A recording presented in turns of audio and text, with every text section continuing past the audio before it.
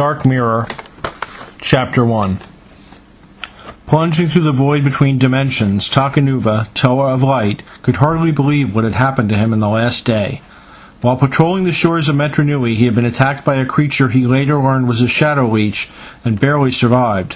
When he awoke, he discovered that his light had been partially drained, leaving him with the ability to fire light from his left hand and shadow from his right. His rescuers turned out to be members of a secret organization called the Order of Matanui, who tasked him with a vital mission. He was to bring important information to the Toa Nuva and Cardanui, and if he failed, the six Toa were surely doomed.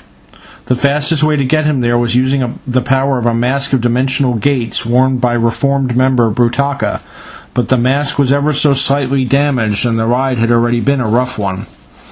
A circle of light opened ahead of him. He plunged through it, hoping he had reached Cardanui in time. Instead, he landed flat on his mask in the familiar surroundings of the city of Metronui. Or was it familiar? The city was intact and beautiful as it had been when he left, but something was odd. There were statues of Toa everywhere, Tahu, Gali, and the others, but not in their Nuva forms, as they had been before they transformed. There were other statues, too, of Toa Takanuva did not recognize, and looming over them all was a massive sculpture of a Kanohi mask, the mask of intangibility. How long have I been gone, wondered Takanuva, and who decided to redecorate? He spotted a Matoran he knew well, Kapura, scurrying quickly through the street. Takanuva stepped in front of him and said, "Wait, friend. I don't think I've ever seen you run before. What's the hurry?" Kapura looked up at him. There was shock and fear in the Matoran's eyes, but no recognition. "Forgive me, Great Toa," he said so fast the words tumbled over themselves. "Was I not running fast enough? I promise I will try to do better." "Kapura, it's me. It's Takanuva. What's come over you?" Nothing, insisted Kapura. "All is well, Great Toa, for how could it be anything else with such wise and benevolent leaders?" "All right, I've had about enough of this," said Takanuva. "Where's Taragavakama? Where are the Toamari?" "I don't know who you're talking about," insisted Kapura. "Let me pass, please, before—" The temperature suddenly dropped all around. The next moment, Kapura was locked in a foot-thick shell of ice from his neck down. The Matoran cried out from the intense cold. Takanuva looked up, only to see Tahu and Kopaka standing nearby, frost still drifting from the sword of the Toa of Ice. "Tahu, Kopaka, thank the great beings you're here," said Takanuva. "Something's wrong with Kapura, maybe with the entire city." "The only thing wrong here, stranger, is you," said Tahu. "Who are you? Why are you here? Where is your identity tablet?" I'm Takanuva. I live here. You know me, and I don't know what an identity tablet is." Kopaka raised his sword and unleashed a hail of ice at the shocked Takanuva, knocking the Toa of Light to the ground. Standing over him, Kopaka held the point of his sword to Takanuva's neck. "Well, Takanuva, if that is your name, you are now a prisoner of the Toa Empire, against which you have committed an act of war." To be continued. Dark Mirror, Chapter 2. Tahu and Kopaka dragged a protesting Takanuva to the Colosseum. Vaki guardians saluted and stepped aside to let the Toa enter. Wordlessly, they hauled Takanuva through winding corridors, finally tossing him into a cold, dark cell. "Make yourself comfortable," said Tahu. "Someone will be back for you, and Toa Tuyet is ready to question you in a day or a week." "If this is some kind of joke, it isn't funny anymore," said Takanuva. "What is going on around here?" But Tahu and Kopaka had already walked away. "What's going on, stranger, is that you came to the wrong place at the wrong time," said a weak voice behind Takanuva. The Toa turned, surprised to find he was not alone. Hanging on the wall from chains around his wrists and ankles was a Matoran. Using the merest fraction of his light power, Takanuva illuminated the cell. He stumbled back against the cell door in shock. The imprisoned Matoran was none other than Takua, a fact that seemed impossible since Takanuva had been Takua before becoming a Toa. "This is insane," said Takanuva. "You're me. I'm you. How—" "I see," said Takua. "You're not one of the smarter ones. You wouldn't happen to know how to pick a lock, would you?" Takanuva shook his head. If this was a dream or an illusion, it was a whopper. But just in case it wasn't, he fired a thin beam of laser light from his left hand and sliced through Takua's chains. A quick move let him catch the Matoran before he fell to the stone floor. "That's a neat trick," said Takua. "So what are you in for?" I don't know, said Takanuva. I'm not even sure where I am. Metru Nui, city of legends, said Takua. Of course, these days all the legends end with, and the Toa crushed anyone who got in their way. Or, in my case, spent more time wandering than working. When the Vaki treatment didn't take, they put me here. I can't believe this, said Takanuva. Tahu and Kopaka insane or worse, Matoran jailed, and me sitting here talking to myself. Listen, where's Gali? In Gametru, of course, the Matoran replied. She and Karzani run the re-education center. Listen, Takanuva paused, unable to bring himself to say the name Takua. What happened here? How did things get so crazy? It was about 3,500 years ago now, said Takua. Toa Tuyet tapped into the power of something called the Nui Stone, which gave her the power of maybe 100 Toa. When Toa Likan tried to stop her, he got killed by her and his traitorous friend, Toa Nadiki. And that's it. Tuyet took over Metru Nui and convinced the other Toa it was their destiny to smash anyone who posed a threat to the Great Spirit. That meant everyone from the Makuta to the Dark Hunters, to Toa who didn't seem enthusiastic enough, and Matoran who didn't work quite hard enough. Takanuva suddenly reached up and took off his mask of power. Before Takua could protest, he had placed it on top of the Matoran's mask. Nothing happened. Takua tore the mask of light off, saying, "What are you trying to do, smother me?" "Just testing a theory," said Takanuva, rising and putting his mask back on. "Come on, we're getting out of here." "And go where?" asked Takua. "We have a date in the archives," the Toa of Light answered, "or rather, below them. And here's hoping Vakuma's stories about what's down there, who's down there, were all true." To be continued.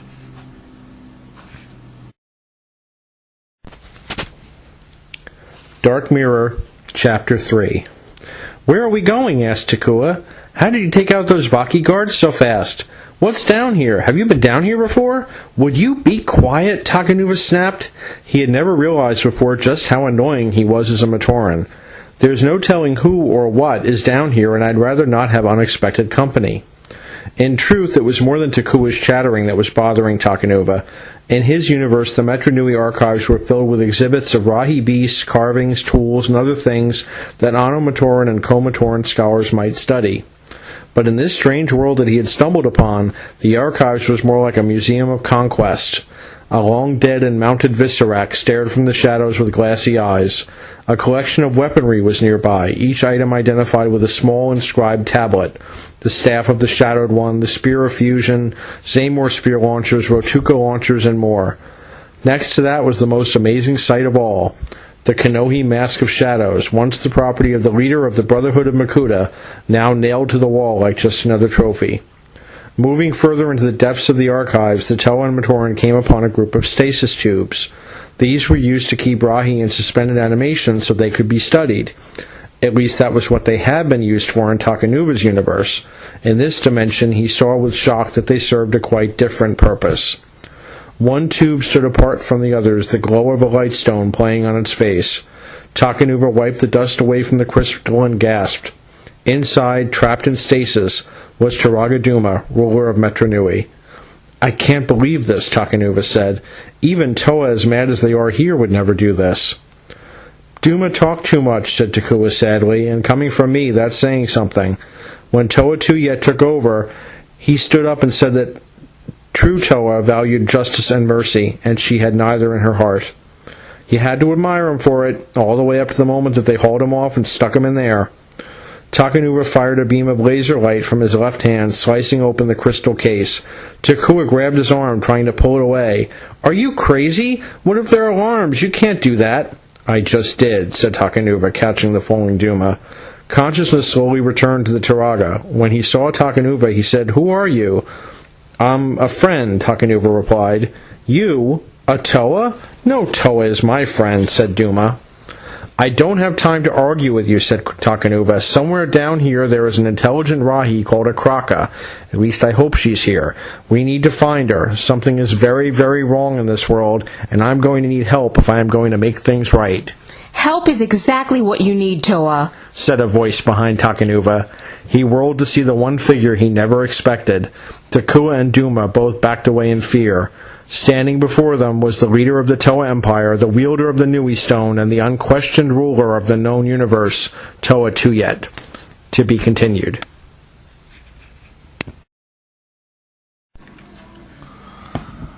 Dark Mirror, Chapter 4. Takanuva, Takua, and Taragaduma walked in single file through the depths of the archives, followed by the silent Toa Tuyet. The ruler of the Toa Empire had not spoken a word since capturing the three of them, simply gestured with her barbed broadsword for them to get moving. They marched for what seemed like hours, through twists and turns, past long-forgotten exhibits, and into regions that probably even the archive caretakers didn't know existed. Takanuva was puzzled. Tuyet could have just brought them back to a cell on the surface, or for that matter, killed them. Why go on a tour of the archives? Things got even more disturbing and bizarre as they rounded a corner and entered a large chamber. In the back were a half-dozen badly damaged Rakshi and an Exo-Toa armored suit missing its right arm. Even more surprising was the sight of two figures clad in black armor who sprang to their feet at the sight of the newcomers, shadow energy crackling in their hands. Takanuva turned around, but Tuyet was no longer there. Standing in her place was another Makuta, this one wearing a scarred and pitted Kanohi Hau. When he spoke, it was in the familiar grating voice of the Makuta of Metronui. "A simple strategy," he said. "Tuyet has left us little choice but to use our shape-shifting powers when we venture out. Even then we risk capture, just as we have captured you." "I don't understand," said Takanuva. "Why aren't you wearing the Mask of Shadows? I saw it hanging in the archives." Makuta gave Takanuva a look that would have chilled the snow atop Mount Ihu. "The mask is warded. If it is so much as touched, Tuyet and her minions will know at once.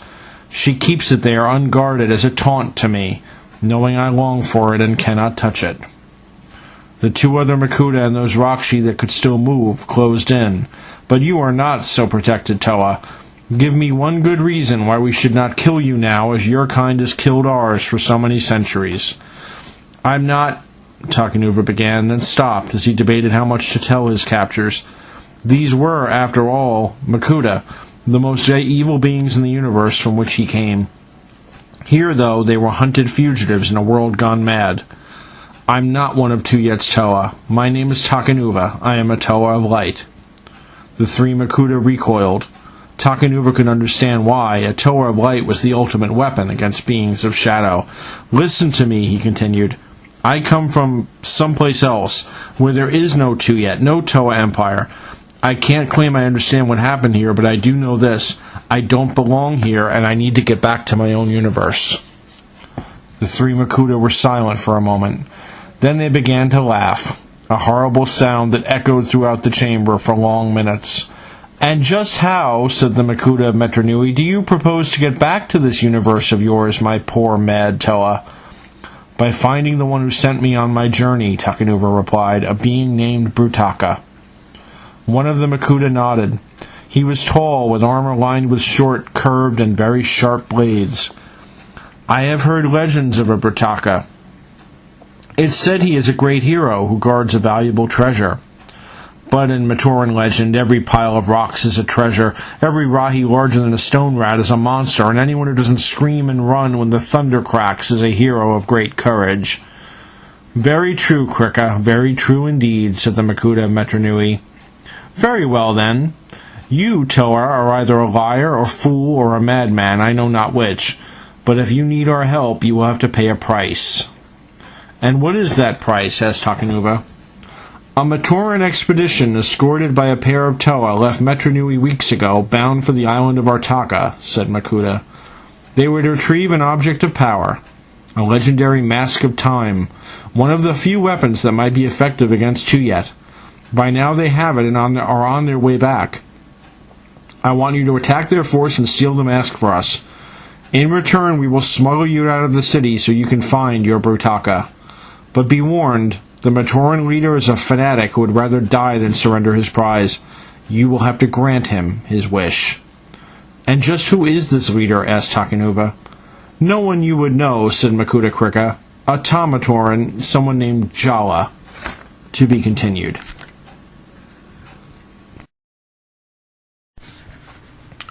Dark Mirror, Chapter 5.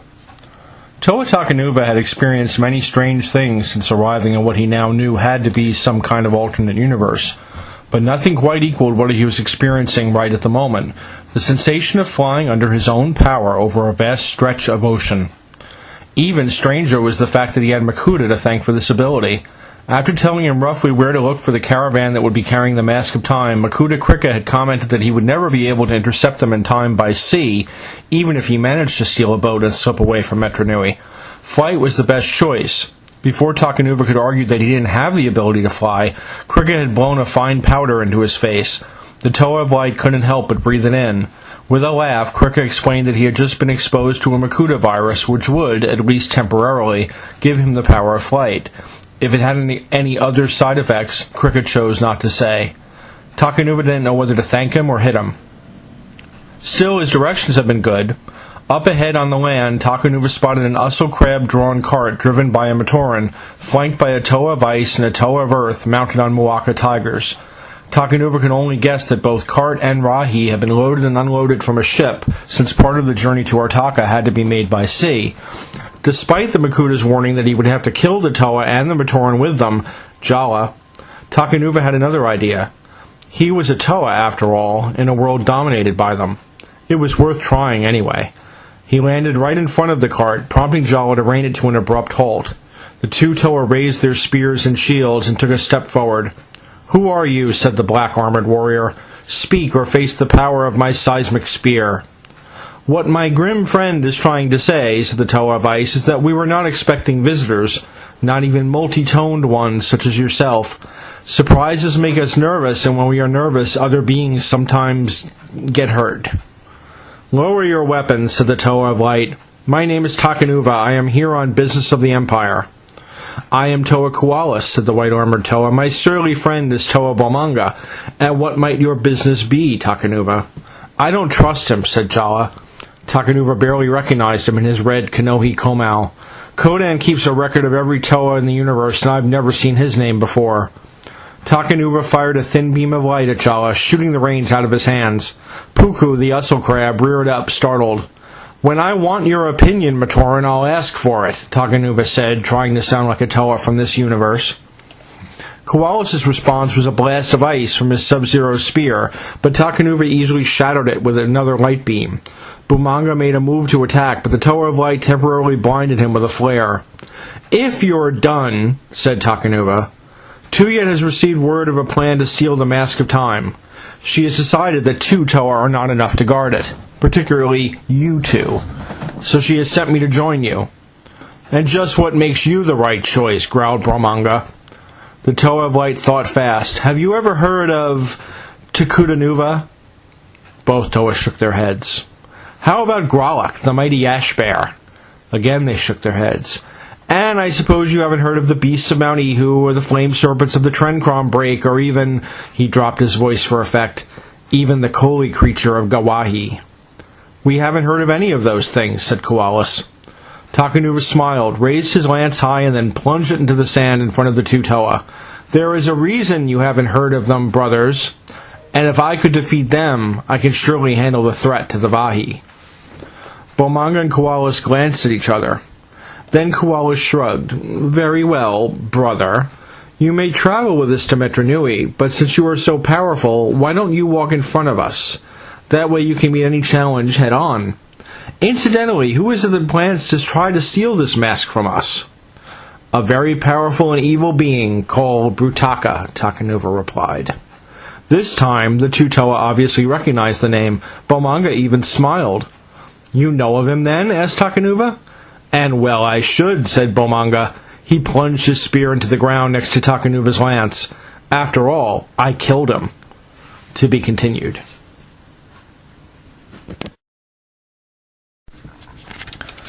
Dark Mirror, Chapter 6.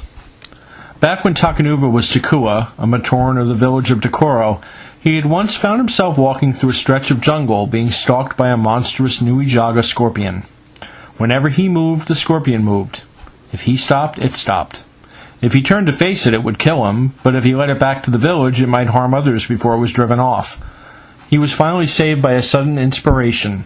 He changed direction and led the Nuijaga straight toward a Muaka cat cave.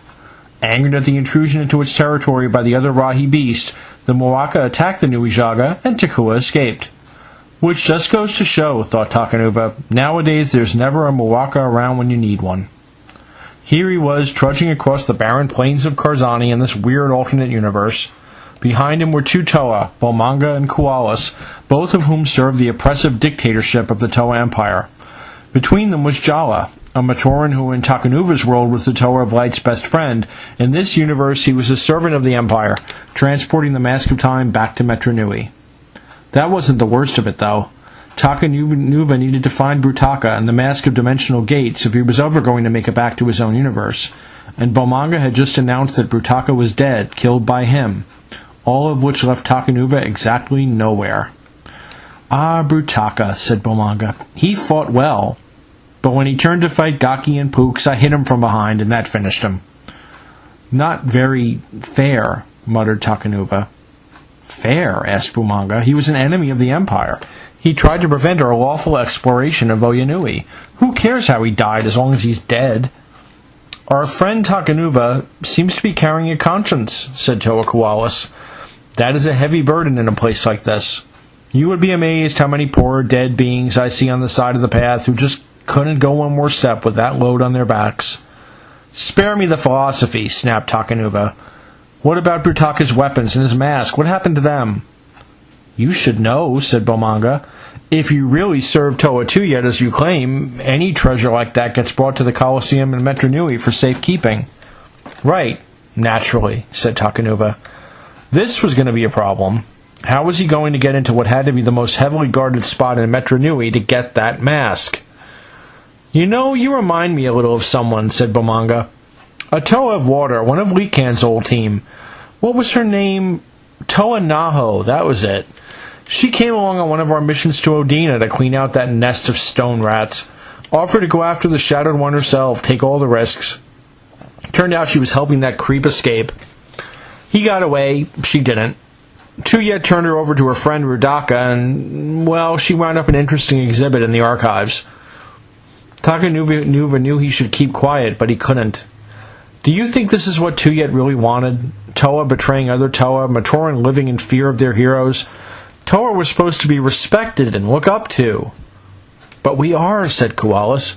"Everyone respects what they fear, and they can't help but look up to us. We always look down on them." Takanuva heard a stirring behind him. He could guess what it was, Bomanga and or Koalas getting ready to blast him from behind. Well, there was no choice. He would have to try and take them both out and get the mask from Jala.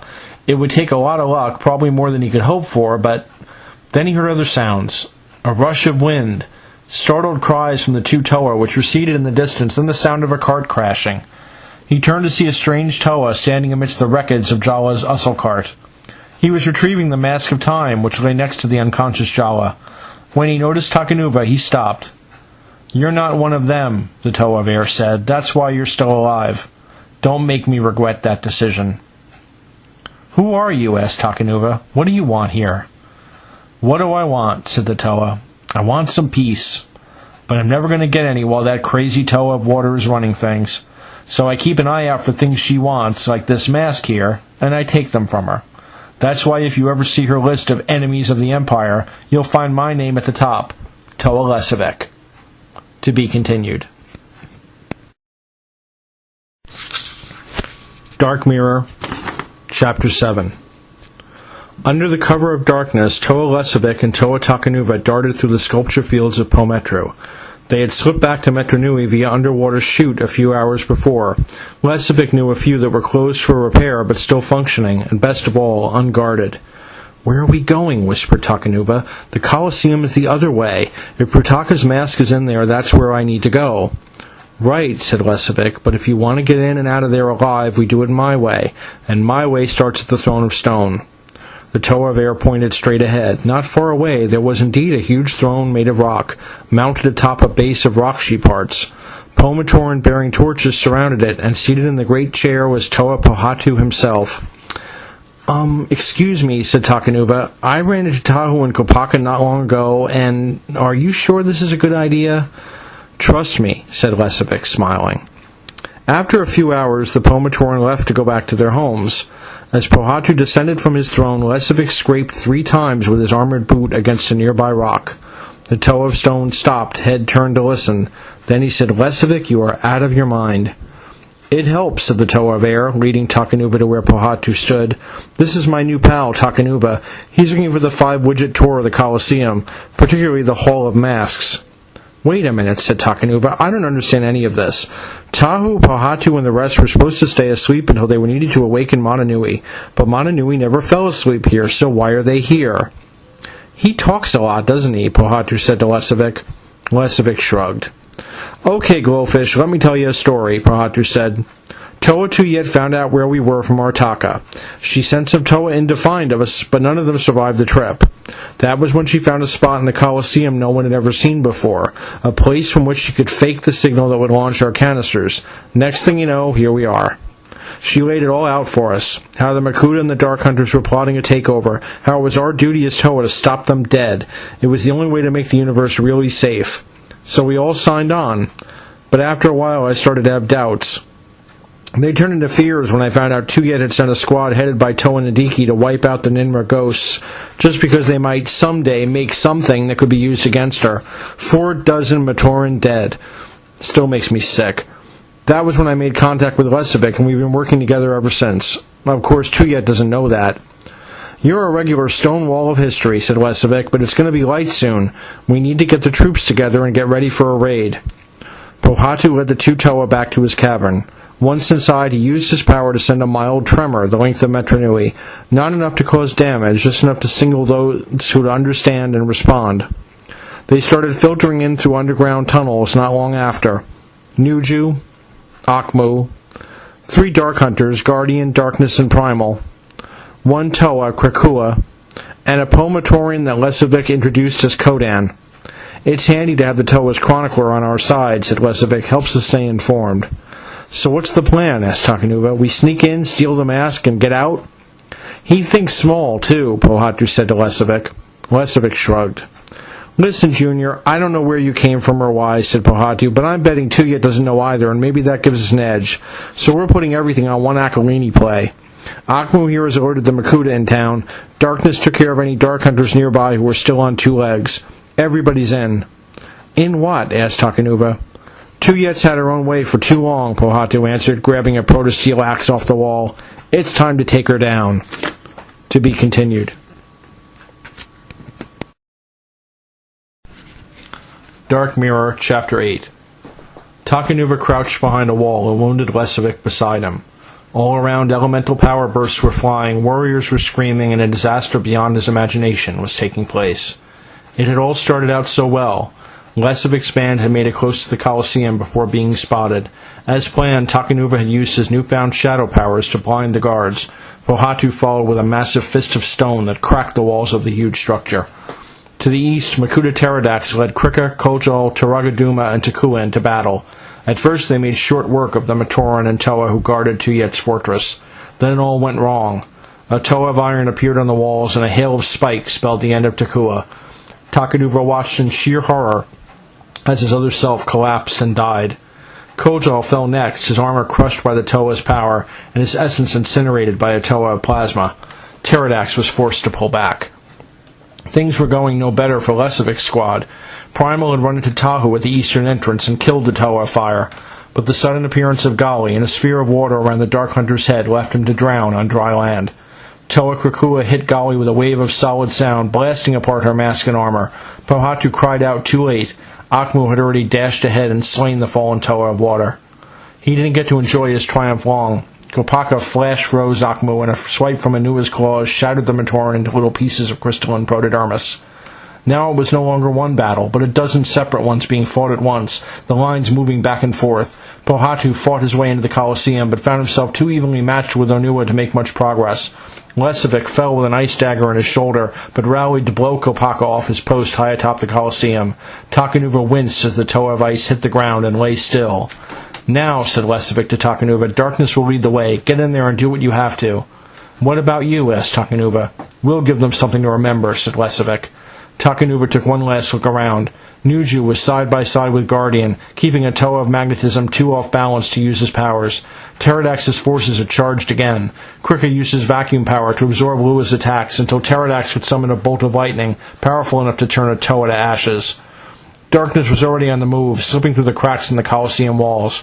Takanuva used his shadow power to enlarge them and followed. Inside, the Colosseum was strangely silent. One would never know a battle raged outside its walls. A team of Toa rushed by on their way to join the fight. Steeling himself, Takanuva fired laser blasts at the ceiling, bringing the rubble down on top of them. He still found himself hoping he had only stunned them, not killed them. Together, Toa and Dark Hunter fought their way to their goal, the Hall of Masks. They had made it to the chamber door when Darkness paused. He heard something. The next instant, the door exploded outward as a wall of water erupted from within, sweeping Darkness away. Takanuva managed to grab hold of a doorway, holding on with all his might and holding his breath. Outside, Pterodax's attack had met with success, as Toa fell before him and Krika.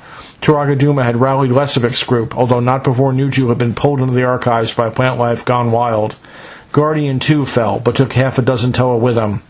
Back in the Colosseum, the deluge had finally stopped.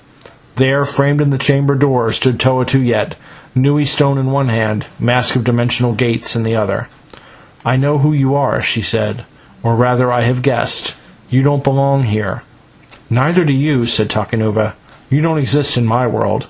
True Toa must have stood up and stopped you before you went too far." "In my world I am much more competent," she replied. "How unfortunate for you."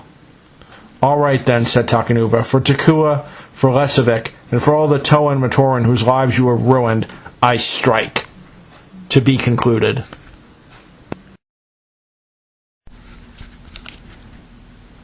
Dark Mirror, Chapter 9.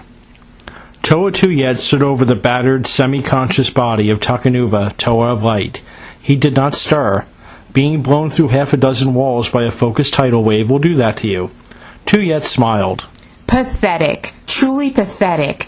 If you are an example of what a Toa are like in your universe, it's a wonder you haven't all been hunted to extinction by now.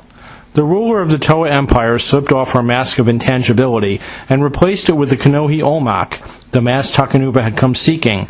This mask alone had the power to open gateways to interdimensional space, and it was Takanuva's only hope of escaping this twisted world.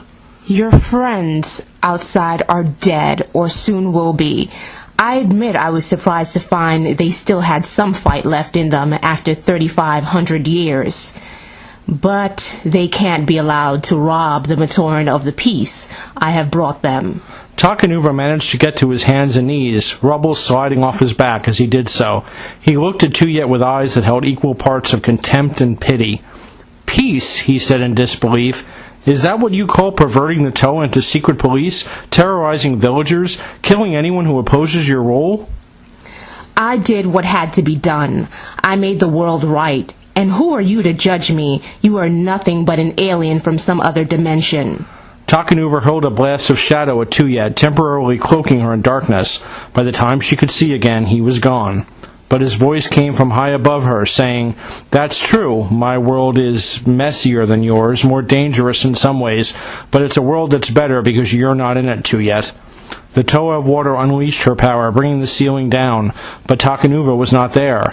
Instead, he sprang from the opening at the far end of the hall, hurling blinding light at Tuyet as he made a grab for her mask. She spun, caught him by the arm, and threw him hard to the floor. I have hundreds of times your power. You are nothing but a light stone to be ground to the dust beneath my heel. Takanuva attacked again, hurling bolts of shadow and light. To his amazement, Tuyet parried them with ease. Seeing his surprise, she laughed. You know, we had no Toa of Light in this universe. We didn't need one. And in a few moments, we will be back to being without one. Takanuva charged. The next few seconds were a blaze of battle, lasers turning water to steam, waves crashing against walls, a race to see what would happen first, Takanuva drowning in the tide, or Tuyet drowning in darkness. When the fight was through, Tuyet stood once more triumphant. Enough! I have wasted enough time on you. Your rebellion is finished, and now so are you. Tuyet was about to strike when a strange sound penetrated the damaged Colosseum. Takanuva raised his head and glanced out a hole in the wall. He saw hundreds, no thousands of Matoran marching toward the building, all of them armed. In the distance he could see airships and seagoing vessels carrying other Matoran, Dark Hunters, Vortex, and others. All of them were descending on the city, their eyes fixed on the Colosseum. "Still think the rebellion is over?" Takanuva asked. "Or maybe it's just beginning." The fools! With my power I can sweep them all away in a flood like no one has seen before. Takanuva looked right into Tuyet's eyes. Then who would there be left to protect? Who would you have made your perfect universe for? Tuyet smiled. Very clever, Toa. True, a universe with only drowned Matoran would not be of much to anyone. But they must be taught respect. Why? If they are so ungrateful, why not use your mass to travel somewhere else? Someplace that needs you. Start over again in another Metro Nui, one where they might welcome a ruler like you. Tuyet glanced down at the street. The mob was coming closer, and though she could easily kill them all, it would leave her as the ruler of an empire of corpses. Perhaps Takanuva was right. At the least, she could leave and return with an army of Toa from some other dimension, enough to stamp out every last vestige of rebellion in her own world. She turned away and activated her mask. A portal into interdimensional space opened before her, and she prepared to step in. That was when Takanuva made his move. He somehow managed to hurl himself at Tuyet, snatching the mask from her face. The second it lost contact with her, its power shut off and the portal began to close. Takanuva, mask in hand, dove through, but Tuyet was not about to let him escape so easily. Even as he cleared the portal, she grabbed onto his leg, trying to follow him. She blasted him with hard bolts of water, catching his hand and tearing the mask from his grasp. It floated away into the space between dimensions. Takanuva turned back. What he saw horrified him, but his shouted warning came too late. Tuyet was halfway through the portal, trying to drag Takanuva back in. She was so consumed by rage that she never noticed the portal closing until it was much too late.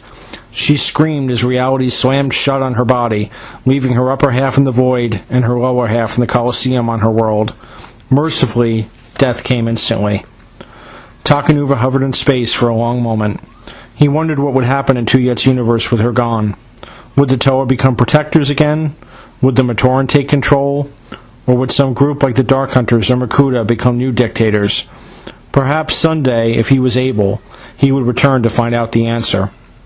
He turned his head away from the remains of Tuyet, wondering how a Toa could go so wrong, and realizing with a shudder what a very fine line it could be between justice and tyranny. Tuyet's life had been wasted, but the lives of no more Toa would be lost if he could prevent it. With grim resolve, he resumed his journey to Cardanui. The end.